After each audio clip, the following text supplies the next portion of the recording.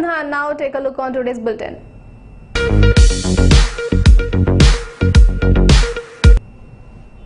Incidents like the ongoing military standoff along the lines of actual control will continue to happen as long as the India and China are unable to resolve the dispute over the boundaries between the two nations, Indian Army Chief J.M. Naravane said on Thursday.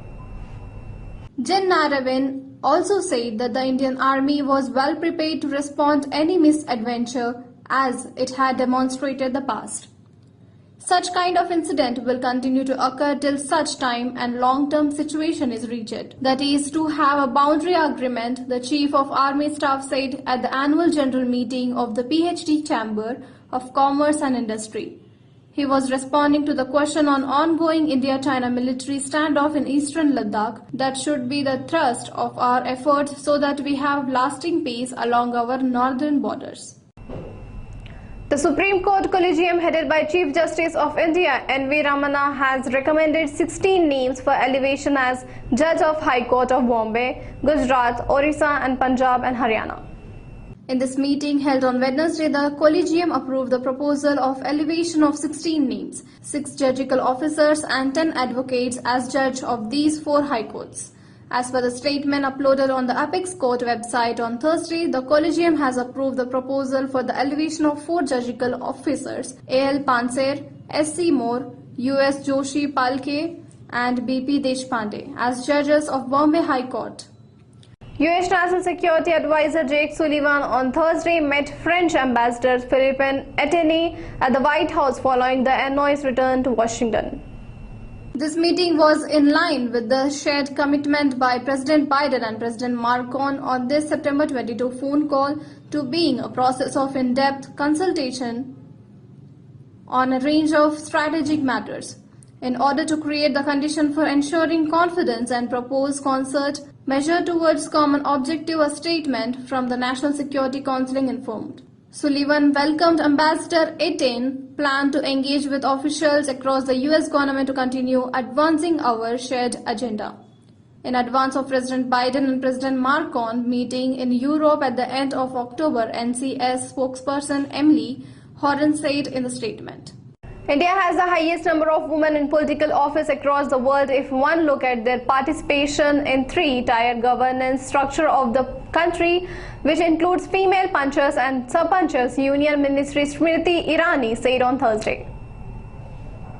She was speaking to session on empowering women in building resilient India, hosted by PhD Chamber of Commerce and Industry. Reacting to a global index according to which the India ranks 148th in the list of 193 countries based on the percentage of elected women's representative in the National Parliament, Irani, the Minister of Women and Child Development, asked, "Do we look at political empowerment of women only from the prism of prospective how many women right now operate or serve in Parliament?" She added, "Are we not to recognize the potential and the contribution of women who are part of Panchayats, Zilla Parishad, Council in urban areas in India? Are we to dissort them and not celebrate their contribution just because they are not figure in global index?" Y.S. Sharmila, president of YSR Telangana Party, a newly founded regional outfit in Telangana, has engaged the Service of Political Strategies Prashant Kishore to work out a long-term roadmap for her party for the next assembly elections in the state scheduled to be held in 2023. Kishore had earlier been hired by the brother and YSR Congress Party President Y.S. Jagan Mohan Reddy and had played a major role in bringing the party to victory in the 2019 assembly elections in Andhra Pradesh. The strategies also played a major role in the formation of government in Bihar, Punjab, West Bengal and more recently Tamil Nadu. In an interview to a Telugu television channel telecast on Sunday, Sharmila announced that she had entered into an agreement with Kishore, the founder of Indian Political Action Committee, for working out strategies for her political party for next assembly elections in Telangana. Sharmila in fact had been in consultation with Kishore much before she announced the launch of her political party in July 8 this year. Initially, Kishore's close aide Priya Rajendran, daughter of Davidra Munitra, MLA R. Rajan, helped Sharmila in launching the party and her social media campaign. Word that IT companies in the city are resuming work from office starting Monday next week has begun doing the rounds. In a tweet that has been doing the round on Thursday evening, it said first-hand news. To report from October 4, 2021, software calls in Hyderabad and Financial District make one-on-one inquiries with staff and ascertain whether the staff have taken the second jab and direct them to come to office from Monday.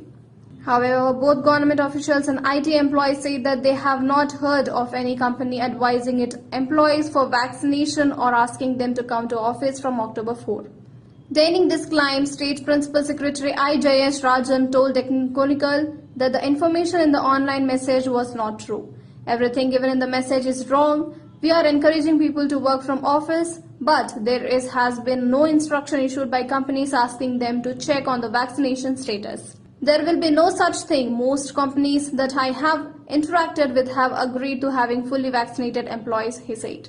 Early teens in the city have become addicted to marijuana, especially since the pandemic broke out. Earlier, those in the 18 to 40 years age group were among the most addicted to drugs. However, things have changed drastically, and today even 12 to 13 years old are getting addicted to marijuana and all available narcotics. It had been such extremely alarming length that many of them have been admitted to rehabilitation centers. According to the data collected from several psychiatrists and psychologists working in various rehab hospitals, during the pandemic, children had easy access to phones and money, which helped them procure the banned substances easily. Not only the narcotics delivery in boxes in the doorsteps, but they are also easily available at several pawn shops. In fact, there are WhatsApp group that regularly buys and supplies drugs, said Virinchi Sharma, consultation psychiatrist at the rehab hospital in the city. That's it for today from me and my team. For more updates, keep watching Crazy News.